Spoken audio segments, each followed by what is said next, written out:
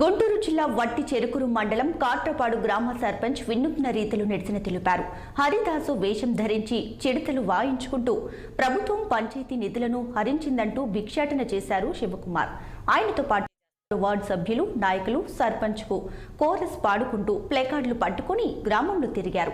కేంద్రం విడుదల చేసినటువంటి నిధులతో పాటు పంచాయతీ నిధులను కూడా రాష్ట్ర ప్రభుత్వం స్వాహా చేసిందని, ఇంత భిక్షం ఉంటే వెయ్యండని ఇల్లు తిరిగారు. ఎర్లీ మార్నింగ్ తూంబుర మీటుకుంటూ నెత్తిపై అక్షయ పాత్రతో సర్పంచ్ శివశంకర్ వీధి గుమ్మాల ముందు కనిపించడంతో గ్రామస్తులు అవాక్కయ్యారు. కొంతమంది మహిళలు సర్పంచ్ కు బియ్యం వంటి ధాన్యాన్ని అక్షయ పాత్రలో వేసి సంఘీభావం తెలిపారు.